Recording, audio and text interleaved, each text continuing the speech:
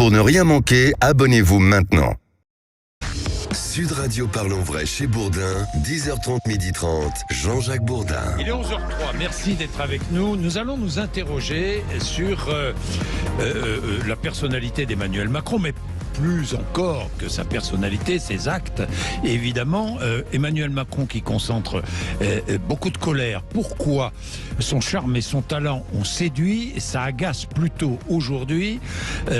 Pourquoi? Est-ce que c'est pris pour du mépris? Est-ce un réel mépris? Est-il méprisant? Peu soucieux des difficultés des Français? Nous allons parler de tout cela. Je regardais le dernier sondage, 26% des Français lui font confiance, 50% ne lui font pas du tout confiance. 26%, c'est un peu son socle électoral, encore, qu'il conserve pour l'instant. Il est 11h04. Allez, nous allons débattre de tout cela avec nos trois invités qui sont avec nous, et j'en suis très très heureux.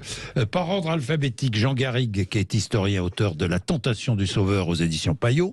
Bonjour. Jacques Isabello, qui est communicant, cofondateur de l'agence Coriollink. Bonjour. Bonjour. Et puis Jean-Claude Mailly, secrétaire général, ancien secrétaire général de Force Ouvrière. J'allais dire secrétaire général de Force Ouvrière. Non, c'est fini. Non, mais c'est fini, c'est fini. Tiens, un mot.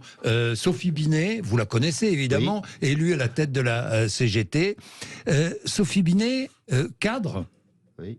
C'est étonnant à la tête de la CGT, non? Oui, c'est nouveau. Vous savez, comme ça arrive parfois, quand vous avez deux candidats ou candidates qui s'affrontent et qui sont à 50-50, la solution, c'est d'aller chercher un ou une troisième. Oui. C'est ce qui s'était passé avant le congrès avec Louis Vianney, au départ de Louis Vianney. Mais là, oui, c'est quelqu'un d'intelligent. Non, je pense que pour la CGT, c'est un bon choix. Il va falloir qu'elle recolle les morceaux. Oui, parce que là, oui, Jean Garrigue. Oui. Non, mais à court terme, c'est le symptôme d'une crise, c'est quelque chose qui va les affaiblir, y compris maintenant dans le dialogue avec le pouvoir, enfin éventuel, parce qu'il va être difficile. Mais à long terme, ça peut être effectivement, comme le dit Jean-Claude, ça peut être une chance, parce qu'elle a un profil complètement nouveau, c'est une nouvelle génération, c'est la première femme secrétaire générale de la CGT depuis 1895, donc c'est vraiment quelque chose de très nouveau. Puis elle porte un certain nombre de thématiques féministes, égalitaires, qui sont quand même dans l'air du temps pour remobiliser un peu une partie des travailleurs, même si c'est plus tout à fait ça, parce que le premier parti des travailleurs aujourd'hui, c'est le Rassemblement national. Enfin, voilà, il y a un élément là pour je pense, pour moderniser la stratégie de la CGT. Ça peut être intéressant pour eux. Bien, nous verrons bien. 11h06, parlons d'Emmanuel Macron, et je voudrais accueillir au téléphone Sabrina Ali Ben Ali. Bonjour. Bonjour. Vous êtes urgentiste à domicile. Je voudrais préciser que vous êtes proche de la France Insoumise, vous êtes militante, vous êtes une révoltée, Sabrina, disons clairement les choses, et ça se lit à travers vos tweets. Je vous lis. Si vous saviez, monsieur Macron, les gens comme ils sont courageux. Je viens de chez une dame de 94 ans en fin de vie à domicile. La nuit, elle crie, elle gémit. Déjà 10 minutes de ses larmes mutiques pendant ma visite. Mon cœur se serrait. C'était horrible à entendre ces pleurs de vieille dame qui n'arrive plus à parler, juste à crier de souffrance agonisante. Sa fille se lève à 4 heures du mat chaque nuit, lui donner des calmants en gouttes. Le lendemain, elle est au boulot, comme chaque matin, et elle ne dit rien. Alors, monsieur Macron, je vous le dis, c'est vous qui nous lancez un appel à la violence. Personne n'a goût à faire mal, personne n'a goût à la violence gratuite, mais quelle porte de sortie nous offrez-vous? Aucune. Je m'arrête là, dans la lecture de vos tweets. Sabrina, vous êtes une révoltée. Qu'avez-vous envie de dire à Emmanuel Macron ce matin? Écoutez, j'ai envie de lui dire ce que je lui ai dit dans ce tweet que vous citez.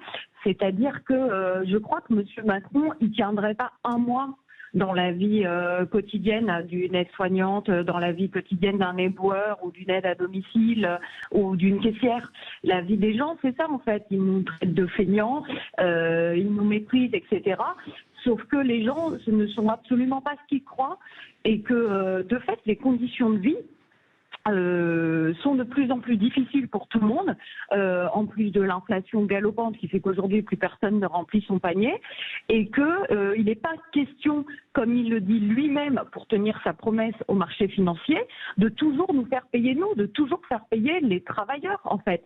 Les gens, ils font déjà tout, malgré la maladie, malgré la dureté du travail, malgré l'inflation, avec tout ce qu'il faut faire à la maison, les papiers et les services publics qui délitent et qui demandent aux gens de plus en plus de donner d'eux-mêmes pour compenser ces manques-là. Les gens sont courageux, ils se lèvent tous les jours, ils vont au boulot, ils disent non après non sur la réforme des retraites en manifestation tranquillement. Monsieur Macron, il nous dit quoi? Il nous regarde et il nous crache dessus, littéralement. Mais on n'est pas du bétail. On ne peut pas juste marcher un mardi après-midi par semaine tranquillement sans lui créer de troubles. En plus, ils nous regardent et ils disent que vous soyez 200 ou que vous soyez 3 millions, j'en ai rien à foutre de vous, c'est moi qui décide. Bah non, monsieur Macron, en fait. Si Macron, il n'est pas là pendant 2 jours ou 3, il ne se passe rien dans le pays. Si nous tous les matins, on ne se lève pas, le pays, il ne marche plus. Donc ce pays, s'il tourne, c'est grâce aux travailleurs. Donc il faut qu'il ait un peu de respect pour les travailleurs. Vous pensez qu'il ne vous respecte pas? Vous pensez qu'il ne vous connaît pas? Vous pensez que, je ne sais pas moi, il ne prend pas conscience de ce que représentent celles et ceux qui sont au quotidien au travail? Ah ben bien sûr, les deux. Non seulement ils ne nous respectent pas, je veux dire 73% de la population est contre cette réforme et 90% des actifs. Donc c'est-à-dire quasi tous les actifs, tous les gens que ça va concerner. On lui dit poliment, gentiment, tout le monde use des moyens pacifiques pour exprimer son mécontentement, parce qu'il passe en plus en force à l'Assemblée nationale. On a tous élu des gens à l'Assemblée pour porter nos voix, et lui dit, même eux, je m'en fiche et je vais faire passer article derrière article pour vous imposer mon rapport de force coûte que coûte. Donc non, ça c'est pas respectueux. C'est absolument pas respectueux. Et bien sûr qu'il ne connaît pas la vie des gens. Monsieur Macron, c'est quand la dernière fois qu'il a attendu un bus dans sa vie? Est-ce que ça lui est déjà seulement arrivé? Non, il ne connaît pas la vie des gens. La moitié de ce gouvernement est millionnaire. Les gens, ils vivent avec 1100 balles par mois. Au 15 du mois, la moitié des gens sont à découvert. C'est quoi les parents qui s'engueulent le soir parce que au lieu de passer du temps avec leurs enfants, ils essayent de savoir comment ils vont sortir à la fin du mois? Donc non, Macron, il ne la connaît pas, la vie des gens. Leurs vacances sur les yachts, il part en hélicoptère et il fait des allers-retours au ski en 48 heures. C'est pas ça, la vie des gens. La vie des gens, c'est la galère. Et les gens n'en peuvent plus de galérer, alors qu'il y en a les mêmes qui se gavent tout le temps. Bien, coup de colère.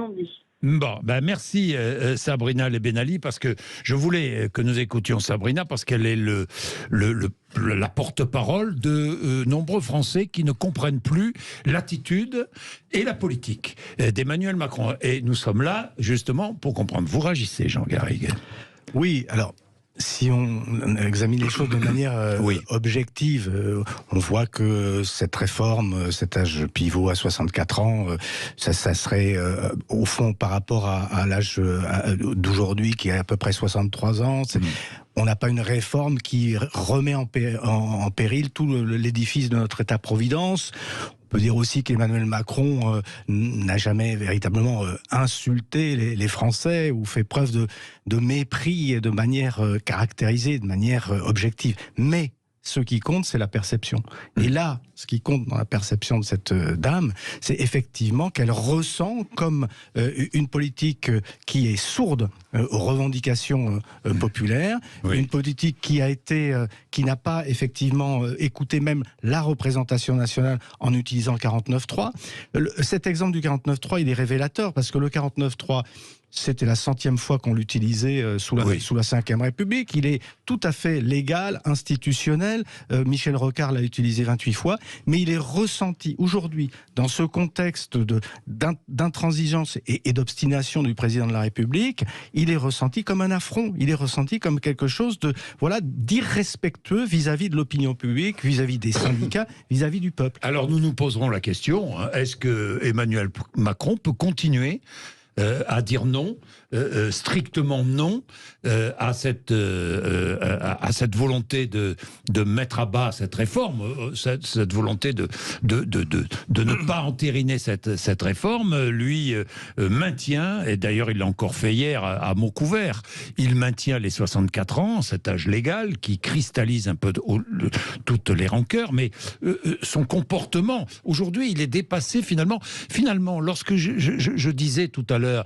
son charme et son talent ont séduit en 2017, et aujourd'hui, ça se retourne contre lui, ça agace. Vous le pensez, Jean-Claude Mailly ? Oui, écoutez, quand vous voyez, y compris dans les manifestations, aujourd'hui, d'une certaine manière, le dossier retraite, c'est la goutte d'eau qui fait déborder le vase. Il y a d'autres problèmes. Il y a l'inflation, il y a la sortie de la crise sanitaire, etc. Donc, les gens, c'est à Macron qui s'adresse. Oui, mais oui. Parce que c'est lui qui a initié le projet. C'est pas le Premier ministre ou la Première ministre. C'est lui qui a initié. Donc, c'est lui qui peut siffler la fin de la récré s'il veut le faire à un moment donné, même si c'est pas... Il l'a rappelé hier, c'est pas sa volonté apparemment. Donc il y a une rancœur, et vous savez, quand vous n'êtes pas content, vous manifestez et puis ça ne bouge pas. Oui. Vous avez un mur devant vous en expression, parfois avec des formules provocatrices, inutiles. Quand il s'attaque à Laurent Berger, enfin, on comprend pas, quoi. On comprend pas pourquoi il fait ça, quoi. Je veux dire, quoi. Et donc à partir de là, le mécontentement se transforme en colère, et on en veut à celui qui ne bouge pas. Et on est dans cette situation, et les gens parlent de mépris. Quand on parle de mépris, ça veut dire qu'on ne respecte pas les gens. Moi, je considère qu'il a un peu le syndrome du premier de la classe, quoi. Voilà, et qui se surestime. Et quand vous vous surestimez, vous sous-estimez les autres. Voilà. Et en tous les cas, il aurait intérêt. Il donne la sensation qu'il ne prête plus attention. Oui. Qu'il ne prête plus attention à ce que ressentent les Français. Tout à fait. Oui, mais enfin, vas-y, Jean. Mais après, je voudrais donner la parole à Jackie Isabello. Non, mais c'était... Oui.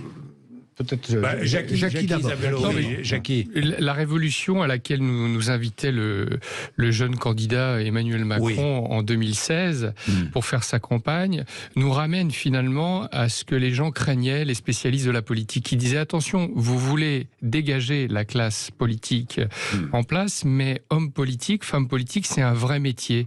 Il faut avoir arpenté la France, il faut faire preuve d'empathie, il faut connaître les problèmes du quotidien. Et donc cette modernité qui à un moment nous a séduit, eh bien elle se retourne contre lui, et c'est vrai que s'il n'est pas agriculteur, eh bien Emmanuel Macron a quand même nourri cette colère en distillant au fur et à mesure de son parcours des mots très très durs, des petites phrases, une arrogance, un mépris de celui qui est horticulteur et qui pourrait traverser la route pour trouver un boulot. Et à force d'accumuler, eh bien, les gens expriment cette colère-là. Je pense qu'ils l'ont toujours eu un peu en place, parce que si on reprend les traits d'image qui ont été faits sur Emmanuel Macron depuis très longtemps, ce reproche de l'arrogance, il est arrivé quasiment tout de suite. Et il s'est installé et il s'est ancré. Finalement, Chirac disait, on est toujours le ministre de son premier Marocain. Alors c'est vrai qu'il n'a pas été ministre de l'Agriculture en premier. On a oublié son premier secrétariat d'État sous Pompidou. Mais il est resté le ministre des Agriculteurs. Emmanuel Macron, il est resté ce président des riches et par extension, ce président extrêmement le ministre arrogant, des startups. Le premier de la classe. Et la colère de votre invité, eh bien, résume un peu tout ça. Elle résume tout ça. Bien, nous allons poursuivre ce débat. On a plein de choses à dire. Il est 11h17. Merci d'être avec nous sur l'antenne de Sud Radio. À tout de suite. Jean-Jacques Bourdin. Il est 11h20. Bien, merci d'être avec nous. Allez, tiens, Sabrina Ali Ben Ali, écoutez votre conversation, messieurs, et avait envie de réagir. Allez-y, Sabrina. Oui, merci, Monsieur Bourdin. C'est gentil à vous de me reprendre une minute. Non, c'est normal. Tout le monde s'exprime. Allez-y. Merci. Je voulais juste réagir au propos de la première personne qui est intervenue. Je suis désolée. Jean Garrigue. Oui. Alors, oui, évidemment, c'est un mépris. Si ça n'en était pas, ça serait de l'aveuglement et ça serait encore plus grave. Or, je ne crois pas que M. Macron soit incompétent. Je pense juste qu'on n'a pas les mêmes intérêts. Et ce n'est pas du ressenti. C'est factuel. L'autre jour, à 2h du mat', j'étais en garde. Je suis sortie, j'ai trébuché. Vous savez sur quoi j'ai trébuché? Sur quelqu'un, putain. Sur quelqu'un allongé par terre. Qui a promis qu'il n'y aurait plus de SDF dans le pays? Il y en a partout. Vous faites Paris en roulant la nuit. Les gens pourraient crever par terre comme des chiens. Il y a des enfants qui sont morts. Chaque année, le collectif des morts de la rue fait un hommage. Un bébé de 18 mois l'année dernière est mort dans les rues de Paris. Alors, c'est pas du ressenti, c'est des faits. Les macronistes, ils sont là en train de nous parler de la violence parce qu'ils ont 3 autocollants sur leur permanence. Mais vous voulez qu'on vous la dise, non, la violence tous les jours? Vous savez ce que c'est, moi, quand on va voir les personnes âgées chez eux et qu'on doit les envoyer aux urgences parce que leur pronostic vital est engagé, qui vous disent non, j'ai plus la force de subir ça, parce que nos urgences, on peut même plus s'occuper d'eux. Donc c'est ça, la violence, tous les jours, à l'hôpital, à l'école, la maîtresse de ma gosse qui a un ulcère que son médecin a dit, je vous arrête pour 1 mois, et elle ne le prend pas, parce qu'il n'y a pas de remplaçant. Parce que c'est sa santé qu'elle va faire passer avant, ses petits CP, parce qu'elle ne veut pas qu'ils aient de problèmes à l'école et qu'ils prennent de retard. C'est ça, et c'est tous les jours la violence. C'est des gens qui n'ont plus le moyen de partir en vacances et d'emmener leurs gosses. C'est tout ça la violence. Moi, je travaille aussi à l'hôpital d'Avicenne. J'ai des gens qui arrivent, qui dorment dans leur voiture et qui bossent au McDo la journée. Donc voilà, juste pour vous dire, c'est pas du ressenti. Bon. C'est factuel. Et quand M. Macron il dit « je vais revenir sur mes décisions », c'est pas vrai. Donc là, moi, je vous le dis, quelle porte de sortie il ouvre? Je vous pose juste la question. Dites-moi, qu'est-ce qu'il nous permet pour signaler un désaccord? Même à ses députés, il a dit « si vous votez pas pour moi, je vous vire de mon parti ». Alors les pros du dialogue et de la démocratie, moi, je vous attends sur cette question-là. Dites-moi, comment il permet à un peuple souverain? Je le rappelle, Macron, il est à notre service, c'est pas notre papa. On le paye pour être à notre service, au service des Français. Donc qu'est-ce qu'il permet? Comment il permet à 90% des gens qui travaillent de lui dire notre désaccord? Bon, merci Sabrina, elle vous pose une question. Quelle réponse doit apporter aujourd'hui Emmanuel Macron? Jean Garrigue. Je pense que pour beaucoup d'observateurs, et j'en fais partie, on ne comprend pas pourquoi il n'a pas apporté une autre réponse. D'abord, dans un premier temps, pourquoi utiliser ce véhicule législatif Pourquoi ne pas être allé au vote? Pourquoi ne pas être allé au vote? Pourquoi surtout, essentiellement, ne pas avoir négocié véritablement avec les syndicats? Ça s'est toujours fait, d'ailleurs, dans toutes les réformes des retraites, de manière plus ou moins officielle ou officieuse, il y a toujours eu une négociation avec les syndicats. Même quand Alain Juppé avait dû retirer son projet en 1995, il y avait des négociations entre Jacques Chirac, Marc Blondel et Nicole Notta. Il y a toujours eu des négociations.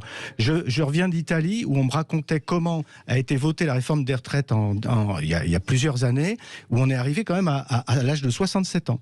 Eh bien, le président du Conseil de l'époque et son ministre du Travail se sont enfermés pendant une semaine avec les 3 principaux leaders syndicaux, et c'est ensemble qu'ils ont conçu cette réforme du travail. L'inverse de ce qui s'est passé aujourd'hui. Donc effectivement, cette dame parle c'est pas simplement du ressenti. Évidemment, on est dans une société fracturée, il y a une violence sociale extrême, on est tout à fait d'accord là-dessus, mais si vous voulez, ne serait-ce que dans la méthode, effectivement, il y a eu quelque chose, il y a eu un déni de démocratie sociale de la part d'Emmanuel Macron. Oui, d'ailleurs, vous le dites, Jean-Claude Mailly, vous dites, mais pourquoi est-ce qu'Emmanuel Macron n'a pas encore reçu les syndicats? Oui, bien sûr. Écoutez, moi, je sais que dans les pays européens autour, l'Allemagne, etc., les leaders syndicaux de ces pays ne comprennent pas ce qui se passe en France.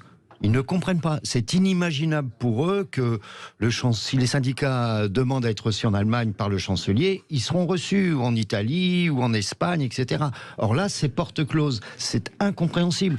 Et moi, je suis frappé en ce moment, même sans parler du fond de la réforme. Beaucoup de choses à dire, mais sur la méthode, je ne vois personne qui me dise que la méthode est bonne. Même ceux qui sont pour le report de l'âge disent qu'il faut changer de méthode. Même le patronat dit qu'il faut changer de méthode. C'est qu'il y a bien un problème. Or ça, ce problème, il est lié à qui? Il est lié au président de la République. Et à personne d'autre, puisque c'est lui qui a la main sur... C'est pour ça que la colère est cristallisée. Bien sûr, c'est pour ça que la colère... Bien sûr. Mais il nous l'avait dit, finalement, oui. Quand on revient à ce qu'il nous a promis, Emmanuel Macron nous a dit « Je n'aime pas les corps intermédiaires ».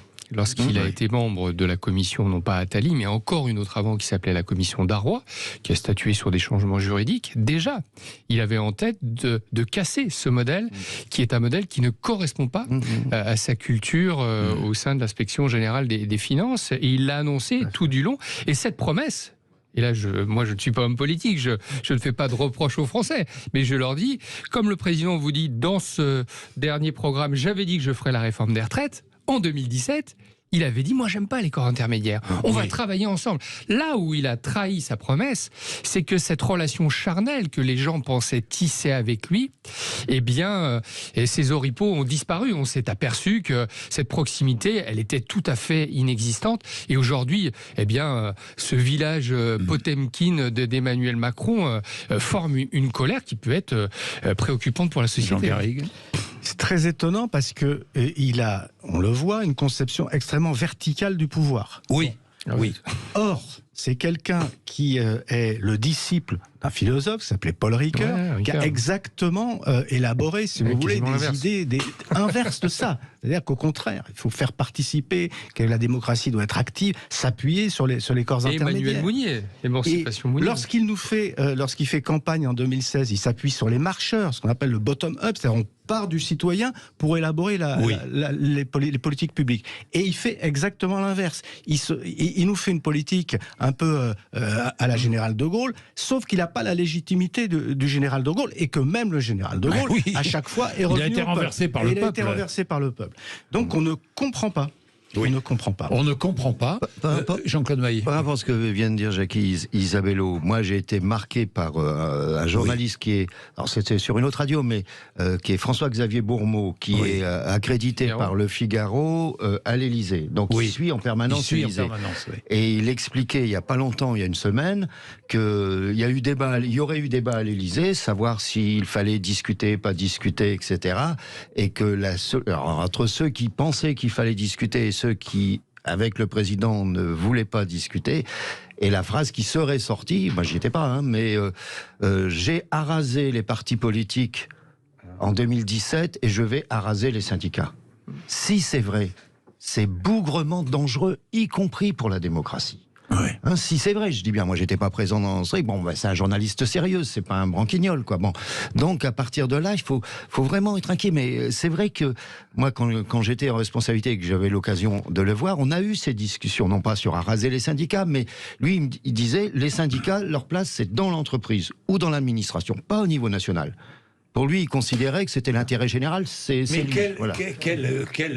mérite pour les journalistes, je m'adresse à tous les journalistes qui vont l'avoir face à eux, Emmanuel Macron, une interview vérité, ça serait formidable, hein, où on pourrait lui poser les questions et rentrer vraiment dans la personnalité. Mais vous l'avez déjà interrogé là-dessus. Oui, mais non, pas vous avez complètement. Vu les transformations complètement, mais il est. Moi, je l'ai rencontré des quantités de fois, évidemment, en l'interviewant uniquement. Hein, je suis jamais allé à l'Élysée passer des soirées ou des repas. D'autres le font, mais bon, c'est chacun son style. Mais il est, voilà, quelqu'un qui est très convaincant. Oui. Et je me demande s'il est convaincu par ce qu'il dit. Je m'interroge. On ne sait jamais, quand on ressort d'une conversation avec lui, on ne sait jamais si il dit vrai ou il dit faux. Vous vous souvenez, il y avait... Vous confirmez oui. On ne sait jamais. Oui, c'est quand même extraordinaire. Dans le temps, il y avait une journaliste dont j'ai oublié le nom, qui s'appelait Arlette, qui présentait... Arlette Chabot. Non, pas Arlette Chabot, une autre Annette Ardisson. Qui est une des premières femmes à présenter une matinale sur France Inter. Et elle a écrit un bouquin, elle dit « Ne vous méprenez pas, tous les hauts fonctionnaires qui, depuis 1974, étaient identifiés par la gauche, parce que la gauche savait qu'elle allait arriver au pouvoir, ils sont pas de gauche ou de droite. Ils sont programmés pour monter au pouvoir. Bien sûr. Et donc cette classe-là, Emmanuel Macron la représente complètement. Et donc Julien Drey l'explique extrêmement bien. Julien Drey dit, là où on s'est planté avec Emmanuel Macron, c'est que des jeunes technocrates qui voulaient devenir ministres, qui voulaient prendre le pouvoir, on en a eu plein au Parti Socialiste. Il dit, Attali vous explique que c'est pas vrai. On l'a mis dans une université d'été au Parti Socialiste. Il s'est fait dévorer par les militants. Et puis un jour, on a fait pareil avec Emmanuel Macron, on l'a posé. Et là, il a fait un discours, un truc, et on s'est dit, on a un vrai problème, parce que les gens l'écoutent. Et donc, il a été attiré par cette espèce de promesse en écoutant sa voix, en voyant son reflet dans le miroir, et ce talent oratoire, rhétorique et tout ça, il l'a mis au service d'un projet, mais qui n'est pas un projet, finalement, de répondre aux angoisses, aux obsessions, aux contradictions des Français. Et donc, dans des périodes où c'est très difficile, il peut être très efficace dans certaines crises, mais par rapport à cette empathie dont on a besoin en permanence pour gérer nos contradictions, mais aussi pour nous faire avancer, eh bien la limite macroniste, elle est là, quoi. Il est 11h31, c'est passionnant, hein, 11h31 de s'interroger sur son comportement, sur son attitude, sur ses choix. Sur ses choix. Là aussi, on va essayer de développer. Il est 11h31. Vous êtes sur Sud Radio, à tout de suite. Jean-Jacques Bourdin. 0826 300 300. Tout le monde s'exprime ici. C'est Parlons Vrai. Donc, Parlons Vrai avec Eric. Eric est à Albi, dans le Tarn. Bonjour, Eric. Bonjour, Monsieur Bourdin. Merci beaucoup. Bonjour à vos invités. Bonjour Eric. Vous êtes traiteur, hein, Albi. Oui, c'est ça. Alors vous dites Emmanuel Macron n'est pas parfait, mais il y a un acharnement contre lui. Ah oui, ça c'est scandaleux. Mais on est des millions en France à s'offusquer contre ça. Enfin, ce président, il est ce qu'il est, mais il a quand même fait pas mal de choses pour notre pays. Entre autres, pour nous, les restaurants, les traiteurs, tous les gens qui sont dans l'alimentaire, s'il n'y avait pas eu le quoi qu'il en coûte, aujourd'hui on serait mort, on aurait disparu. Et pour la réforme des retraites, moi je dis, pourquoi tous les pays ont réformé leurs retraites et nous on est à 64 ans, on s'obstine à 62 ans. Mais on sait très bien que dans 10 ans, on va dire à nos enfants et petits-enfants, il faut réformer. Et là, ça sera encore plus dur. Là on passera à 68 ans. Regardez l'Espagne. L'Espagne est à 67 ans. On va y revenir sur l'Espagne, effectivement. L'Espagne est à 67 ans et l'Italie aussi. Ben oui. Mais moi, ce président, on lui tape sur la tête tous les jours. Vous trouvez qu'il a changé, Eric? Vous trouvez que dans son comportement, dans son attitude? Mais je pense que, en fait, il est tellement attaqué que dès qu'il sort un peu qui va en face du peuple, on voit bien qu'il a des problèmes, c'est sûr. Mais dans sa situation, je pense que ça serait pareil pour nous, quoi. Mais quand on parle de Macron, mais regardez Hollande. Hollande, il a fini à combien de popularité? Non, il était plus impopulaire, Hollande, que Macron ne l'est aujourd'hui. Mais Sarko aussi. Chirac aussi, mais on n'aime pas les présidents en France. Qu'est-ce que vous voulez que je vous dise? Bon, Eric, remarquez, Eric, c'est vrai qu'il a agi pour certains, notamment pendant la crise du Covid. Le quoi qu'il en coûte était moi je pense que ça a été un succès, non? Qu'est-ce que de sa politique non? Oui, non. Jean-Claude Maillet, vous-même aussi, vous le reconnaissez. Ça a été très large. Effectivement, ce que dit Eric, il a tout à fait raison. S'il n'avait pas eu le quoi qu'il en coûte, etc., il aurait fermé la boutique, quoi. Bon, voilà. Quand je dis ça a été très large, vous avez aussi beaucoup d'entreprises qui ont utilisé les aides sans en avoir besoin. C'est ce qu'on appelle l'effet d'aubaine. Bon, voilà. Mais il fallait faire, il a fait, ça, c'est évident. Non, mais moi, je considère qu'il n'y a pas de ce qu'on appelle une colonne vertébrale idéologique, en fait, quoi. Bon, savoir, que demandent les gens? Mais Macron ou un autre, demandent les gens, c'est où on va, où on veut nous emmener. Et ça, personne ne voit clair aujourd'hui sur où on veut nous emmener. Et après, il y a un problème de méthode. Sans parler du fond, il y a un vrai problème de méthode. La démocratie, c'est le droit de vote, certes, c'est important, etc. Mais c'est aussi la démocratie sociale. Il y a deux jambes pour avancer. Il y a l'économique, le politique et le social. Donc là, il y a un vrai problème. Il y a un manque de respect, il y a un schisme. Jean Garrigue. Moi, il n'y a pas longtemps, l'historien, on va dire, politique que je suis, j'ai fait une tribune dans Le Monde où je disais, mais oui, il y a une légitimité institutionnelle, il est président de la République, il ne faut pas contester cette légitimité. Le processus, même ce qui s'est passé à l'Assemblée, le 49-3, bon, c'est légitime, mais au-dessus de cette légitimité-là, et là c'est quelque chose d'historique en France, particulièrement en France, il y a une autre légitimité qui est celle du peuple, la légitimité de la souveraineté populaire. C'est légitimité populaire. Au-dessus de nos institutions, il y a ça. Et on ne peut pas gouverner sans le peuple, on ne peut pas gouverner sans écouter le peuple. Et là, dans cette crise, il nous a montré tous les signaux d'une forme de cécité, de surdité. C'est tout à fait incroyable. Et ça vient corroborer cette image, comme le disait Jackie, c'est une image qu'il a depuis le début d'un président qui est hautain, qui représente une caste. Est-ce qu'il n'a pas fait dans cette affaire une erreur d'estimation, une erreur de jugement, et ne se retrouve-t-il pas aujourd'hui coincé justement dans son erreur de jugement, sans pouvoir bouger finalement, prisonnier de ses choix? Je pense qu'il y a quand même une tactique macroniste. Si vous reprenez ce que dit le président à ses ministres, il leur dit faites des choses qui se voient. Il faut que les gens voient. Sa méthode, elle n'est pas stratégique, mais elle est extrêmement tactique. Je ne suis pas tout à fait d'accord avec Jean-Claude Maillet.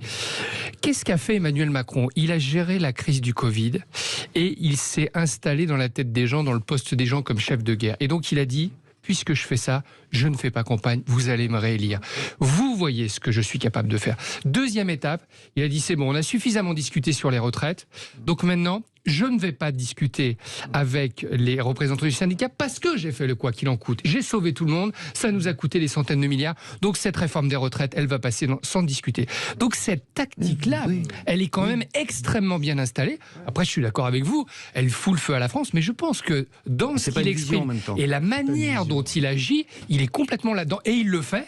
Oui, mais et vous ça, l'avez vu à travers. Et Éric le sent bien d'ailleurs. À travers le témoignage d'Éric, vous l'avez vu, il y a entre 25 et 30% des Français qui le soutiennent totalement et fermement. Et pour la crise du Covid, pour la posture de chef de guerre. Ça, il le sait. Ça, il le sait. Et c'est ceux qui lui ont permis d'être élu président. Ça a été sa base électorale. Évidemment. Le reste, c'est fait pour... Évidemment. D'autant plus qu'il vit dans une situation politique, un paysage politique où il n'y a pas d'opposition. Enfin, d'opposition majoritaire. Je veux dire, il y a toutes les oppositions, mais il n'y a pas une opposition. Donc, évidemment, c'est évidemment plus facile pour lui. L'opposition aujourd'hui, c'est une grande partie du peuple. C'est une grande partie des Français, c'est ça son opposition. C'est plus politique son opposition. Mais ça fait du monde. Mais ça fait du monde quand si on regarde les... Non, mais je suis d'accord avec Jacques Isabello, mais c'est de la tactique, ça. C'est de la tactique, c'est pas une vision, c'est pas un projet. Voilà. Mais ce dont les gens... C'est vrai qu'il joue sur la désagrégation totale des contre-pouvoirs. Je veux dire, l'Assemblée a donné un spectacle pitoyable depuis... c'est sûr. Elle est tripartite, donc elle est quasiment ingouvernable. Et quand je dis tripartite, même quadripartite, parce qu'il y a quand même les Républicains qui eux-mêmes sont divisés. Vous avez les partis politiques complètement affaiblis, qui jouent plus du tout leur rôle d'intermédiaire avec le pouvoir. Les syndicats qui se sont un tout petit peu réévalués grâce à la crise, mais enfin qui sont comme si en perte de vitesse et en tout cas qui n'ont pas la place qu'ils ont dans d'autres pays. Donc lui, il joue complètement sur cette absence de contre-pouvoir et il instaure une relation comme ça de verticalité totale. Est-ce qu'il a réussi, parce que c'est la grande question, à ouvrir un dialogue entre lui et le peuple? C'est la grande question. Il n'a pas réussi. C'est la grande question. Vous avez raison, parce que c'est un grand paradoxe. Souvenez-vous du grand débat national qui suit les Gilets jaunes. On se dit, il est capable d'aller voir les Français, de leur parler, etc. Mais ça prend pas. Ça prend pas. Ça n'a pas pris. Et le grand débat, c'était avec des Français, bien sûr, mais c'était avec des élus. C'était des élus municipaux. C'était pas. Là, quand il dit hier, dans son déplacement, ça ne m'empêche pas, la crise, les problèmes ne m'empêchent pas d'aller à la rencontre des Français. C'est pas vrai. C'est pas vrai. C'est pas vrai. Il ne peut pas aller à la rencontre des Français. Voilà, bien sûr. Quand on voit les images, il arrive en hélico, il y a quelques élus derrière, mais c'est pas les Français, quoi. Je veux dire, il peut pas. Il y a un vrai problème. Mais à l'époque des Gilets jaunes, c'est là où il y a une évolution. C'est intéressant aussi de réfléchir à cette évolution. C'est par rapport aux Gilets jaunes, ils pouvaient encore, je pense, aller discuter, dialoguer avec les Français, se mettre au milieu d'une place publique, l'Agora. Rappelez-vous en Haute-Loire, la préfecture a flambé quand il a fait ça. Oui, mais il avait encore du grain. Aujourd'hui, comment faire? Il ne pourrait plus. Est-ce qu'il pourrait? Moi, j'ai une analyse là-dessus sur son... Parce que quand il a été élu, il y a eu la première discussion avec les syndicats, ça a été sur ce qu'on appelle les ordonnances Macron, le droit du travail, etc. Il y a eu à l'époque... il n'a pas de culture du dialogue social, c'est pas le seul. Mais il avait accepté qu'on mette tout sur la table, qu'il n'y avait pas de tabou. Comme là, il y a un tabou sur l'âge. Et il y avait une vraie concertation, pas avec lui, on l'avait vu quelques fois, mais c'était surtout avec la ministre en charge du dossier. Donc on peut pas dire que là, il n'y a pas, tout au début, qu'il n'y a pas eu une vraie concertation. Ensuite, il y a eu la crise des Gilets jaunes. Et lui est persuadé que seul lui a pu sortir de la crise avec le grand débat. Heureusement qu'il était là, d'une certaine manière. Après, il y a eu la réforme de la SNCF. Rappelez-vous, il y a eu des grèves, etc. Il passe la réforme du statut. Et là, il se dit, je peux tout faire. Oui. Voilà. Et j'ai même plus besoin de discuter avec les syndicats. Mais c'est là que c'est dangereux, parce que quand vous avez politiquement la situation que l'on connaît, certains partis à la ramasse, les extrêmes qui montent, etc., et que vous coupez aussi des organisations syndicales. Imaginez demain, vous ne pouvez pas discuter avec les Gilets jaunes, ils n'ont pas de représentants. Donc ça veut dire que c'est le monarque républicain, quoi, tout seul, qui veut s'adresser au peuple, mais il ne peut plus s'adresser au peuple, parce que une bonne partie de la population sur les retraites, en tous les cas, 70% sont d'accord avec les syndicats, 94% des salariés sont contre. Après, on peut discuter du fond, c'est autre chose, mais la méthode, franchement, elle est incompréhensible. Oui, et puis c'est la personnalité aussi, parce que je pense qu'il peut avoir de l'empathie.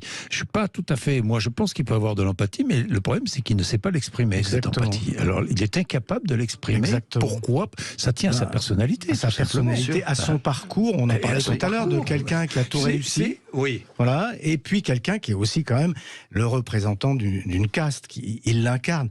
Peut-être à son corps défendant, parce qu'on sait bien que c'est quelqu'un qui a aussi d'autres intérêts dans la vie, intellectuels, philosophiques, littéraires, théâtraux, etc. Mais d'une manière ou d'une autre, il incarne ces corps privilégiés, si vous voulez, ces grands commis de l'État qui ont une vision extrêmement intellectuelle et refermée de la politique. Il est 11h45, une dernière pause et nous terminons ce débat passionnant. À tout de suite. Jean-Jacques Bourdin. Il est 11h49, nous terminons. Je voudrais revenir sur l'Espagne. Juste 67 ans, donc. Regardons la loi qui a été approuvée. D'abord, il y a eu une recherche du compromis avec les syndicats. C'est un gouvernement de gauche en Espagne, il faut le savoir. Hausse des cotisations. On pourra partir à la retraite en Espagne à 65 ans si on a 38 ans et 6 mois de cotisation à la retraite pleine. Et il faut savoir aussi que pour que cette réforme soit adoptée et acceptée par la gauche, il y a une augmentation des cotisations sur les revenus les plus élevés et une hausse de la contribution des employeurs au fonds de réserve des retraites. Tout cela, c'est une réforme globale, évidemment. Il faut savoir aussi qu'il y a une augmentation des pensions qui a été votée, plus 8,5%, mais les pensions en Espagne sont en moyenne beaucoup plus basses qu'en France. Il faut prendre tous ces paramètres en compte. Jean Conneveille. Oui, non, mais les comparaisons sont toujours... faut faire attention sur les comparaisons. On ne peut pas se contenter de dire en Espagne c'est 67, en Allemagne ça va être 67, etc. En fait, il y a 3 âges qui comptent. Il y a l'âge... Je prends le cas de la France, il y a 62, aujourd'hui, c'est 62 ans l'âge à partir duquel vous pouvez partir si vous avez toutes vos annuités. Alors bientôt ce sera 43. Après vous avez l'âge 67 ans. On oublie toujours de le dire, mais en France, si vous n'avez pas toutes vos annuités, à 67 ans, vous pouvez partir à taux plein. Vous n'avez plus de décote. Mais 67 ans, ça existe déjà en France. Et après, il y a l'âge moyen de départ des gens. Aujourd'hui, l'âge moyen de départ, il est à 63 et quel 63,4. Voilà. 63,4, 63,7. Donc, c'est ces 3. Alors, si vous regardez l'Espagne, effectivement, ce que vous dites est juste. Mais vous l'avez dit, vous pouvez partir à taux plein après 38 années de cotisation. Oui, 38 années et 6 mois. Oui, en France, on arrive bientôt à 43. On a joué moins sur l'âge, plus sur la durée. Mais les deux conduisent à retarder l'âge de départ. Évidemment. Donc il faut faire attention, les comparaisons n'est pas toujours... Alors la parenthèse est refermée. Revenons à Emmanuel Macron. Emmanuel Macron, est-il en train de s'enfermer ? Franchement, est-il en train de déjà terminé son second mandat. Parce que, en tout cas, comment gouverner ? Il se met dans une position très difficile parce qu'il est contesté évidemment par les 2 tiers de l'opinion.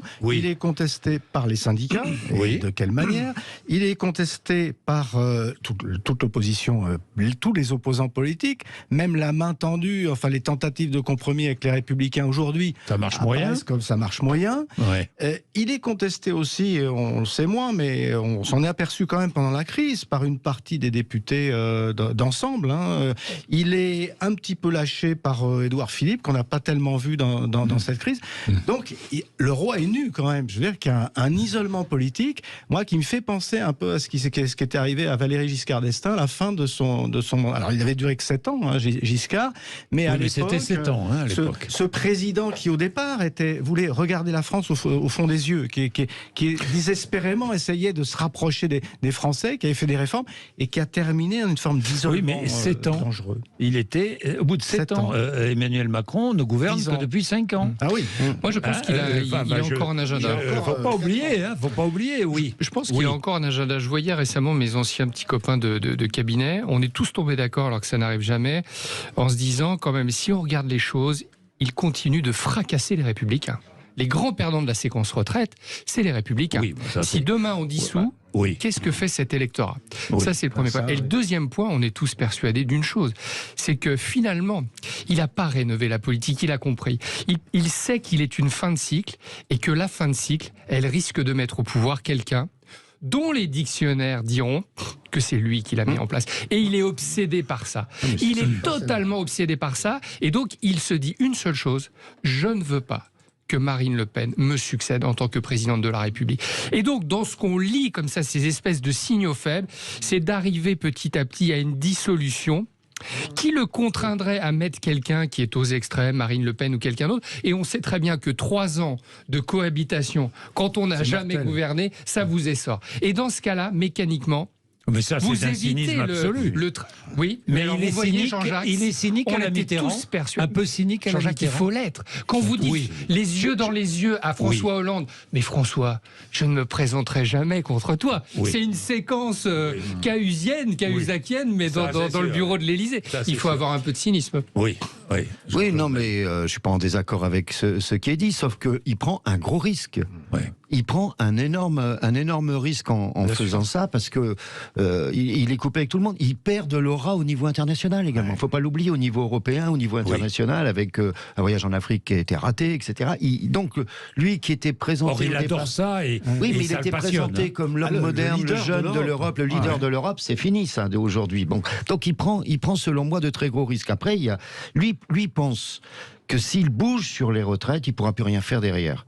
Mais moi, je pense qu'il se trompe. C'est le contraire. C'est le contraire. S'il bouge sur les retraites, il pourra continuer. Il sort grandi. Est-ce que s'il bouge sur les retraites, il sort grandi? Alors moi, oui. Pour moi, oui. Alors après, vous savez, dans un conflit, l'idéal dans un conflit, c'est que tout le monde, personne ne soit humilié. Bon, par exemple, je prends un exemple de ce qu'il pourrait faire, mais je ne dis pas qu'il va le faire, je n'ai pas le sentiment. Il pourrait très bien dire, bon, tout le monde est d'accord pour dire que le travail c'est important, même moi je l'ai dit, puisqu'on va lancer un cycle sur le travail, etc. Alors ok, on se réunit autour de la table, tout est sur la table, les travails, les retraites, et je suspends la réforme des retraites jusqu'à temps qu'on ait fini les discussions. Il pourrait faire ça. Il pourrait tout à fait. Il pourrait faire ça, mais je suis pas sûr. Il pourrait même d'ailleurs s'appuyer sur d'éventuelles invalidations d'articles de la loi par le Conseil constitutionnel. Évidemment. Voilà, même si c'est pas une invalidation globale de la loi, mais voilà, il y a ces articles-là ne correspondent pas véritablement à l'esprit de la loi que je voulais faire. Rediscutons-en et incluons ça dans ce qu'il aurait dû faire d'ailleurs en préliminaire, c'est-à-dire un grand débat sur le travail avec les acteurs sociaux. C'est intéressant ce que vous dites, parce qu'on va parler du Conseil constitutionnel juste après, justement, du rôle du Conseil constitutionnel et de ce temps mis par le Conseil constitutionnel pour décider. Peut-être joue-t-il le temps. Peut-être pense-t-il que le temps joue pour lui, en se disant il perdrait quand même de son autorité. Politiquement, pour pacifier, c'est ce qu'il faudrait faire. Mais sur son électorat, et cet électorat de droite, dont il va attirer une large partie, les Républicains, là, cette réforme qui n'a pas été votée par les Républicains, ça va être dévastateur dans leur électorat. C'est un marqueur, le travail, la retraite. Si lui, il décide de faire autrement, sur son électorat, ce serait également dévastateur. Oui, mais sur l'objectif fondamental que tu as eu raison de mettre en valeur, c'est-à-dire affaiblir le Rassemblement national, ne pas permettre à Marine Le Pen d'être élue en 2027, là il fait exactement le contraire. Parce que s'il y a bien une force qui va sortir renforcée par cette crise, en tout cas elle l'est dans la séquence parlementaire, elle l'est déjà, c'est le Rassemblement national et c'est Marine Le Pen. Donc là il est complètement à contrario d'abord de ce qu'il avait dit en arrivant en 2017. Il nous disait, avec moi, vous allez voir, il n'y aura plus aucune chance d'avoir l'extrême droite au pouvoir. Il est en train de conduire exactement à l'inverse. Mais Jean, toi qui es historien, tu sais que l'autorité, c'est toi-même qui as dû expliquer dans un bouquin que quand Churchill décide de faire les Dardanelles, c'est absolument dévastateur. Des centaines de milliers de personnes. Mais c'est le rôle d'un chef et de l'endosser. Donc à un moment, le chef, il faut qu'il cheffe. Et s'il abandonne cette autorité en race campagne, pour son électorat, et en tout cas ses ambitions, c'est compliqué. Comme il ne se représentera pas, ça c'est humain, lui ou un autre. Mais il reste 4 ans. Oui, il reste 4 ans, d'accord, mais plus le temps va passer, plus il va perdre de l'autorité. Mais ça, c'est parce qu'il ne se représente pas. On commence déjà à dire, un tel machin sera un candidat, etc. Donc l'autorité, il va la perdre progressivement, d'une manière ou d'une autre. Après, moi, je considère qu'il joue avec le feu. S'il avait un dialogue social, parce que c'est bien gentil, mais demain, supposez il bouge pas. Ça ne va pas se raccommoder comme ça du jour au lendemain avec les syndicats. Vous savez ce qui perd c'est l'autorité morale. Oui. Et ça, c'est pire que tout. C'est pire que tout. Bien. Messieurs, merci d'être venus nous voir. C'était passionnant, évidemment. 11h58. On va parler du Conseil constitutionnel dans un instant, juste après les infos, avec Jean-Philippe de Rosier, qui est juriste spécialiste de droit constitutionnel.